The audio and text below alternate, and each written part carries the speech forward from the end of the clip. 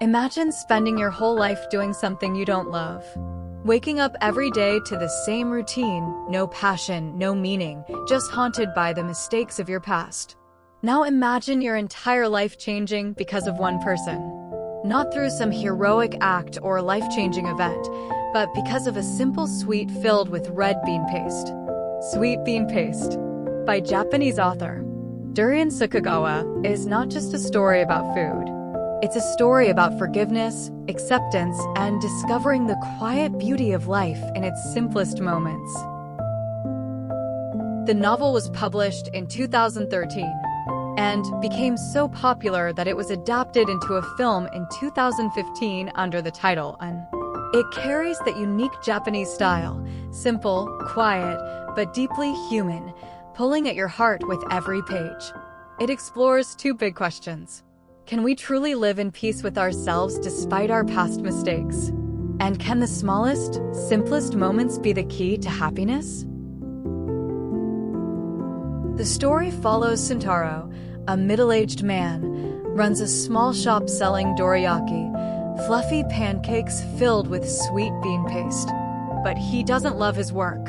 To him, it's just a job, something to make a living. His life is weighed down by regret, past mistakes that left him feeling guilty, as if he's serving a lifelong sentence. He's alive, but not really living. One day, an elderly woman named Tokue appears. Her hands are deformed due to an old illness, leprosy, but her eyes shine with an unusual warmth and love for life. She offers to work at his shop. At first, Sentaro refuses, not because he's cruel, but because he's afraid. Afraid customers would notice her hands and stop coming. He was trapped in society's prejudice, just like everyone else. But Tokue doesn't give up. She gives him a small jar of her homemade sweet bean paste. When Sentaro tastes it, he freezes for a moment. It's like tasting something alive for the first time. The paste is rich, smooth, almost as if it's speaking to his senses. When he asks about her secret, she smiles and says softly, "You have to love the beans, listen to them. Wait until they tell you they're ready." Her words sound strange, but they stir something inside him, something he had long forgotten, putting love into what you do. Reluctantly, he agrees to let her work with him. From her very first day, Tokue changes everything. She picks the beans carefully, as if choosing precious gems. She washes them with patience, almost apologizing to them for their hardships. She simmers them for hours over a low flame, standing by quietly, listening, as if she could hear their heartbeat. At first, Sentaro thinks she's odd. But slowly, he learns from her that even the simplest things in life can feel sacred when done with genuine love. The shop begins to thrive. Customers notice the difference in taste, and more people start coming. But the real change isn't in the shop, it's in Sentaro himself. For the first time in years, he feels like what he does actually matters. But Tokue's life was far from easy.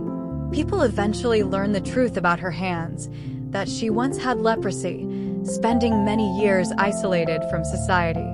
Even though she's no longer contagious, the stigma remains.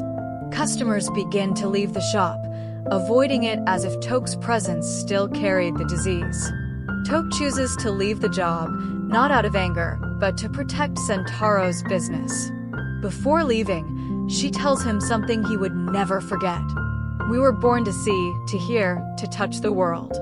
Even if people reject us, the world still offers us its beauty. And that is enough." That sentence breaks something inside him. The man who spent his whole life drowning in regret finally understands. Pain is part of life, but it shouldn't stop us from living or seeing the beauty around us. Tokue leaves, but her impact stays. Sentaro, once trapped in a lifeless routine, now pours his heart into his work. He begins to forgive himself and hopes for a fresh start. Tokue taught him something precious. Even if the past is heavy, there's always a chance to make peace with it and find meaning again, even if it's in something as simple as a sweet bean paste. What this story taught me. 1. When you love what you do, you leave a piece of yourself in it. Toke didn't cook bean paste like it was just work. Every step felt like a conversation with nature, choosing the beans with love, listening to them while they simmered, waiting patiently until, as she said, they reveal their secret.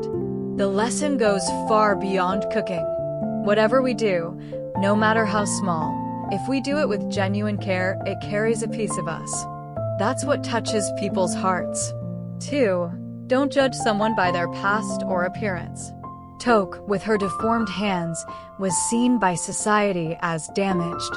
But behind that, she carried wisdom, kindness, and a heart full of love. She taught Sentaro a powerful truth. Everyone has a story, and we have no right to judge them before we hear it. That made Sentaro, who had spent years condemning himself for his own mistakes, realize he wasn't alone, and that pain doesn't define a person's worth. 3. Healing from the past starts with small steps. Toke never told Sentaro to forget his past. She simply encouraged him to focus on small things. Stirring the beans with love, paying attention to details, living in the moment. Those little steps broke the cycle of regret he had been stuck in for years. Big changes often begin with a tiny moment of awareness, repeated every day. 4. Happiness is a way of seeing, not a perfect life. Toke suffered so much, yet she found joy in the smallest things. Listening to beans simmering, watching the first sunlight in the morning, talking about the smell of spring trees. Happiness isn't about having a flawless life. It's about choosing to notice and savor the present, even with our pain. 5.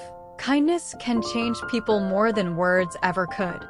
Toke never lectured Sentaro or told him to change. She simply treated him with patience and kindness, seeing him as someone worthy of love. Sometimes, one act of genuine kindness is more powerful than 1,000 words of advice. 6. Everyone has value, even if society can't see it. Despite being rejected, Toke's simple skill, making bean paste with love, brought joy to many people. Our value doesn't depend on how society sees us. Our real worth lies in the love and goodness we leave behind, even in the simplest things.